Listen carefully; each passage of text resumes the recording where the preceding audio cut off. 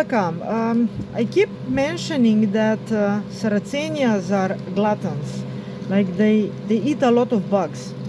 I keep saying this, but let's actually check it out. Let's see what exactly this means. So I have here, I cut off one leaf from Sarracenia leucophylla, and we'll cut it open. We'll see what's inside. First, we see that the leaf is drying from the top. Of course, it's dying back because it's winter.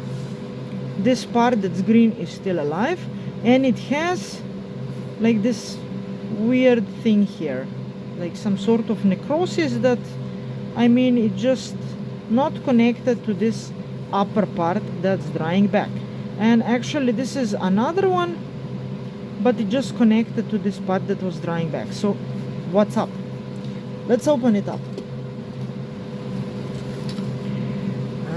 Okay, we'll just shorten it first.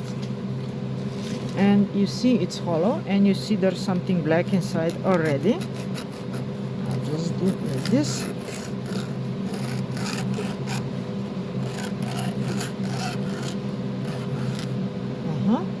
So far, just liquid. Now it broke a little bit at the necrosis part, and we'll continue. We continue, and now we start to see something. But let's just finish cutting it. Now it's easier to cut. Now we are really going, still going, still going. Oh la la, we start to see something, and I will just open it from here. So anyways, this is the opening. This part attracts the insects. You know that by now, I'm sure of it. So insects go in, and what happens to them? They end up here. Let's get closer if we can, and a little bit closer. Can you see? This guy here, he looks like a bee. He's not. He's we call it trepetauca, like bee fly or something. I'll put on screen what they're called in English because I can't remember. This is one of the last meals, and you see he's got friends here.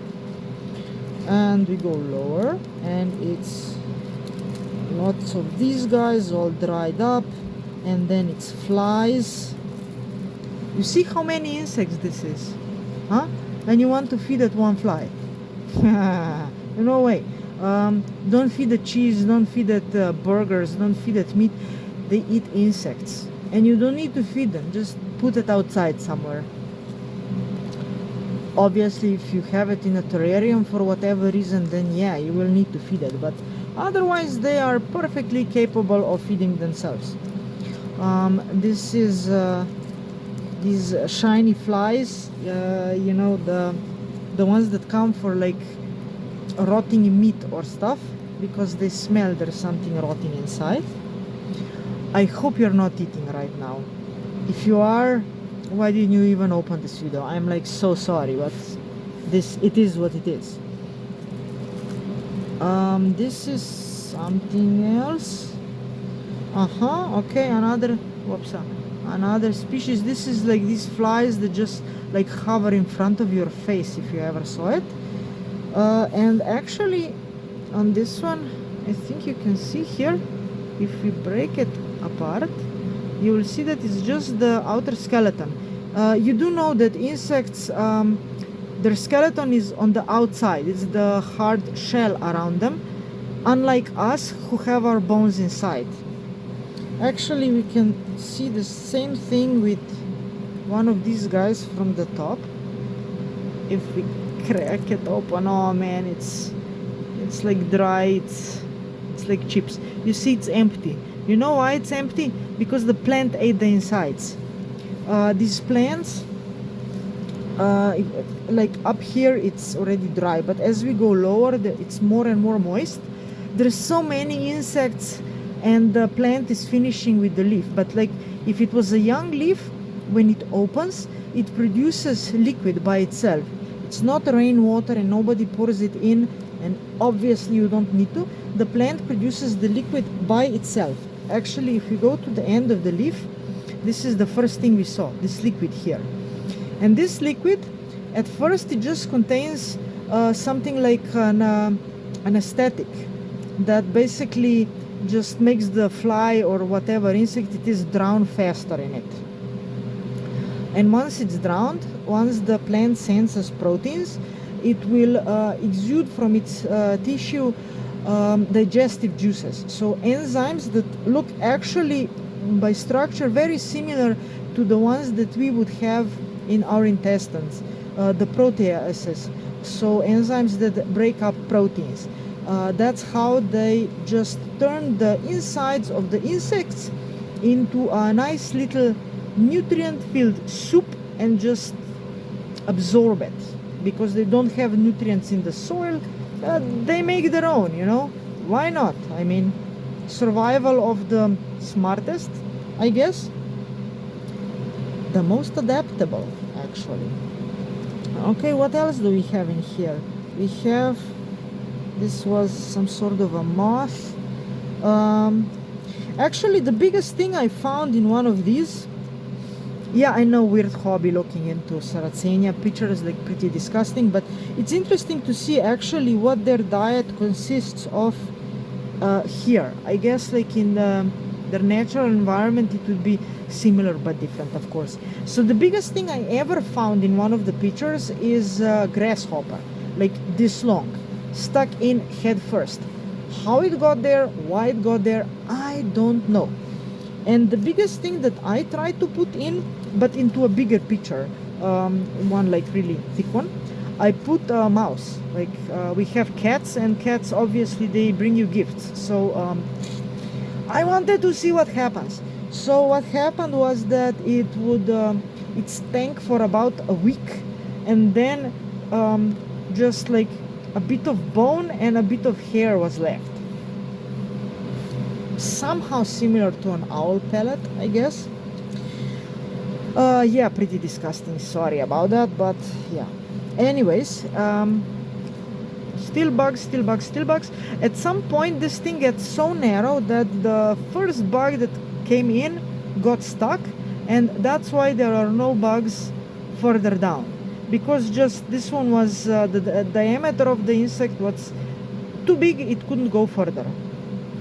So anyways, this liquid here, this is the nutrient-filled soup that the plant would take in, and basically it was finishing because it's done, you know. This is also why you don't, in winter especially, you don't really need to hurry up with removing the dead leaves, because I mean the plants, as long as the leaves are still green, the plants can still take some nutrients in. You can leave them on for a bit, but for sure you have to remove the old leaves before the new ones start to grow in spring, just so that the new ones have space and that they develop normally, like they're not all bent or something. In nature, what would happen is just the old leaves would dry back completely, just fall to the ground and be overgrown by new growth. But obviously, if you grow these plants as potted plants, you want them to look nicer. You don't want just a bunch of dry leaves. You do something similar for all your plants. Okay, anyways, so what's up with this necrosis here? This is the interesting thing.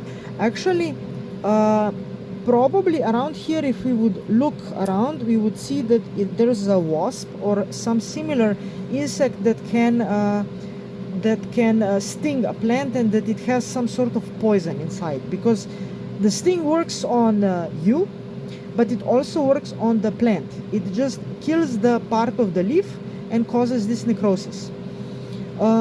If you know, this probably happened here also. And again, these plants, they attract bugs perfectly.